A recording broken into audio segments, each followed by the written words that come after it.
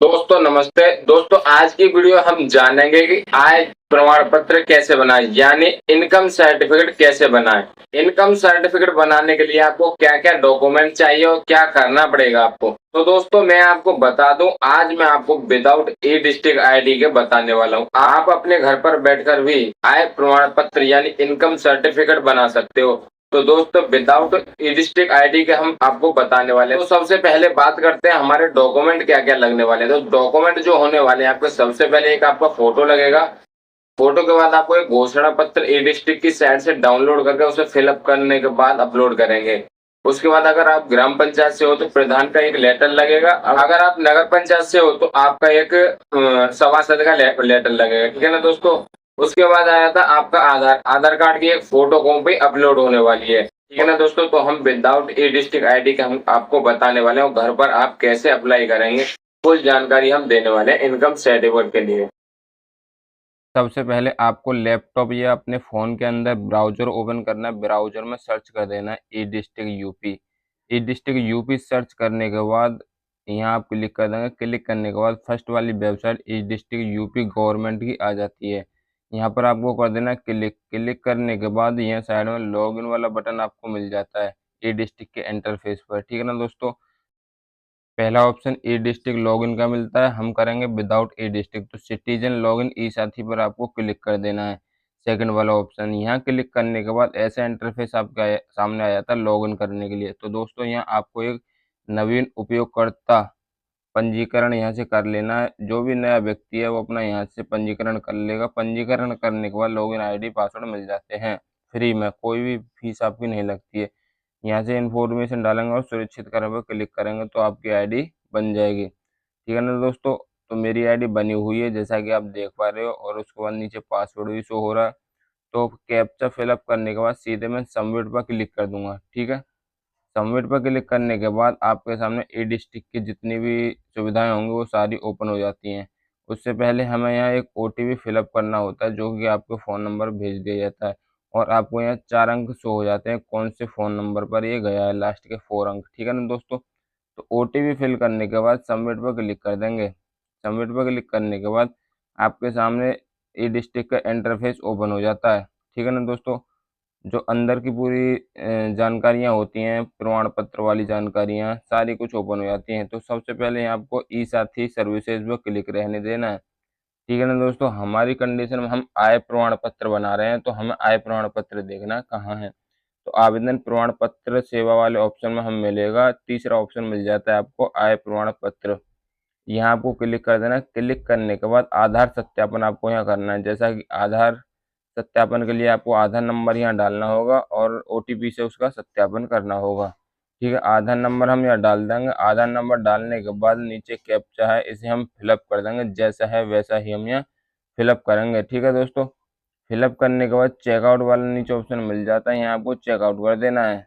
जैसा कि अभी कैप्चा फिलअप कर दिया है। कैप्चा फिलअप करने के बाद सबमिट पर क्लिक कर देंगे।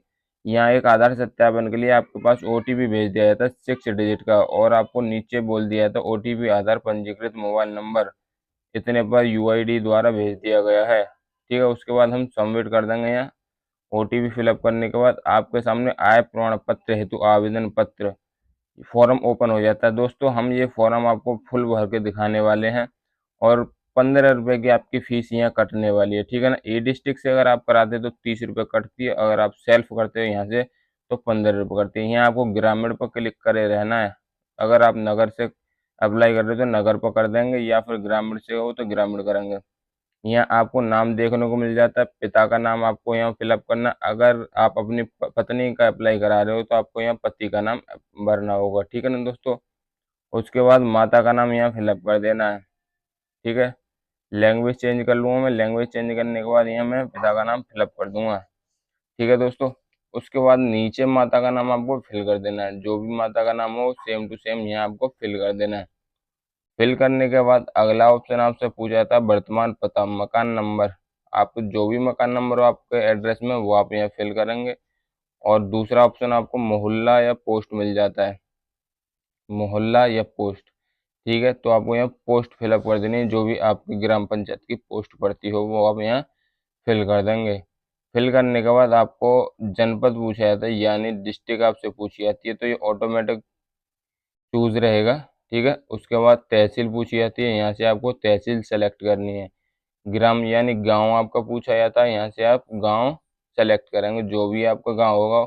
बहुत बड़ी लिस्ट है, इसमें से आप चूज कर लेंगे अपना गांव। ठीक है, मोबाइल नंबर आपको यहाँ देना होगा। मोबाइल नंबर देने के लिए हमें लैंग्वेज चेंज करनी होगी यहाँ से। ठीक है, अंग्रेजी की लैंग्वेज ऑफ कर देते हैं हम, और उसके बाद हम यहाँ फ़ोन नंबर अप्लाई कर देंगे। ठीक है दोस्तों, ये आपका रजिस्टर्ड फ़ोन नंबर हो जाएगा आपके आय प्रमाण पत्र के अंदर। तो स्थायी पता आपसे पूछा जाता है, यहाँ स्थायी पता आपसे यहाँ पूछा जाता है, तो आपको स्थायी पता यहाँ फिलअप कर देना है।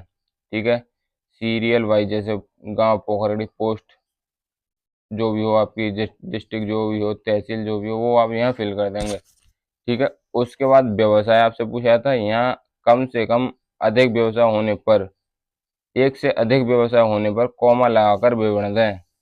अगर आप एक से ज़्यादा कोई व्यवसाय या बिजनेस करते हैं तो कॉमा लगा के उसका भी यहाँ आपको विवरण देना होगा। जैसा कि मेरी कंडीशन में मजदूरी है, तो मैं मजदूरी फिलअप कर देता हूँ। परिवार का विवरण, अगर आप एक सदस्य हो कमाने वाले, आय वाले, तो आप एक फिल कर देंगे। ठीक है ना दोस्तों, तो आपके सामने एक लिस्ट ओपन हो जाएगी, जिसमें जो आपने सदस्य फिल किया है, जैसे एक सदस्य कमाने वाला है, उसी की डिटेल आपको यहाँ फिल कर देनी है। अगर आपके घर में 2 सदस्य कमाने वाले हैं, तो आप यहाँ 2 फिल करेंगे और उनका विवरण देंगे।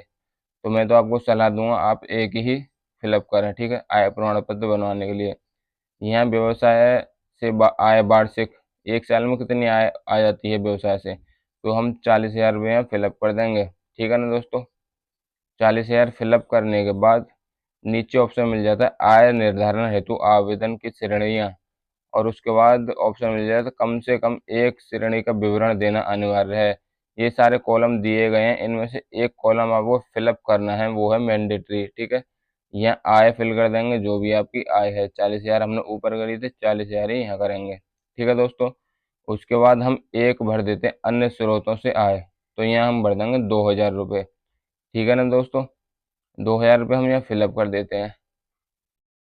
फिलअप करने के बाद आगे बढ़ेंगे, और आगे नीचे परिवार की कुल वार्षिक आय देखने को मिल जाएगी। इससे पूर्व प्रमाण पत्र जारी हुआ नहीं। ठीक है, अगर आपका हुआ है तो हाँ वाला ऑप्शन चुनेंगे, और पुराने वाले प्रमाण पत्र का यहाँ पंजीकरण नंबर डाल देंगे। उसके बाद आवेदन शुल्क का भुगतान कर दिया, तो हाँ करना है आपको, क्योंकि हम करेंगे जब अप्लाई कर रहे हैं। तो राशन कार्ड पंजीकरण संख्या आपको यहाँ मिल जाती है, और प्रमाण पत्र बनवाने का कारण आपको यहाँ से सेलेक्ट करना है। छात्रवृत्ति करेंगे यहाँ से, स्कॉलरशिप। ठीक है दोस्तों, और यहाँ से आपको अटैचमेंट टाइटल, यानी कि आपके सपोर्टिंग डॉक्यूमेंट आपको अपलोड करने हैं। तो सबसे पहले मैं फ़ोटो अपलोड करता हूँ। यहाँ फ़ोटो सेलेक्ट किया, उसके बाद चॉइस फाइल क्लिक करेंगे और आपकी फ़ाइल ओपन हो जाती है। वहाँ से आपको फ़ोटो सेलेक्ट कर लेना है। सेलेक्ट करने के बाद अपलोड करेंगे। ठीक है दोस्तों, यहाँ से इसे ओके कर देंगे, तो हमारा नीचे आकर देखेंगे तो फ़ोटो हो चुका है अपलोड। फ़ोटो अपलोड के लिए नीचे ऑप्शन मिल जाता है आपको फ़ोटो का। ठीक है, अब एक एक करके सारे, जैसे कि मैंने अप्लाई यहाँ कर दिए, सारे अपलोड कर दिए, एक एक करके सारे डॉक्यूमेंट अपलोड करेंगे और नीचे ओटीपी भेजे पर क्लिक कर देंगे। उसके बाद ओटीपी आपके रजिस्टर्ड फ़ोन नंबर पे आ जाता है, जो कि आपने इसमें फिलअप किया था। वो ओटीपी यहाँ फिल करेंगे और नीचे ऑप्शन मिल जाता है दर्ज करें। दर्ज करें करते ही आप पहुँच जाएंगे फीस कट वाले एरिया पर। ठीक है, यहाँ से दर्ज करें कर देंगे। पहले तो आपको आपका प्रमाण पत्र का ऑप्शन मिल जाता है, सारा कुछ देखने को मिल जाता है। अगर इसमें कोई गलती है तो आप यहाँ से अभी चेंज कर सकते हो। ठीक है, ये आपके सारे डॉक्यूमेंट हो जाते हैं, और ये सेवा शुल्क भुगतान के लिए यहाँ क्लिक करें, तो यहाँ क्लिक कर देंगे। क्लिक करने के बाद यहाँ ऑप्शन मिलेगा आपको सबमिट का, एप्लीकेशन नंबर मिल जाता है आपका, और सबमिट का ऑप्शन मिल जाता है। तो आपको सबमिट पर क्लिक कर देना है।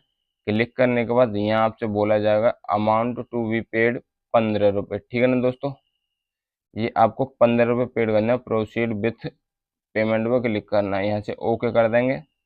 ओके करने के बाद आपके रिडायरेक्ट हो जाओगे आप पेमेंट करने के लिए। ठीक है ना दोस्तों, यहाँ से यूपीआई आपको सेलेक्ट करना है। यूपीआई सेलेक्ट करने के बाद क्यूआर ओपन करना है, और यहाँ से आपको 15 रुपये की पेमेंट कर देनी है।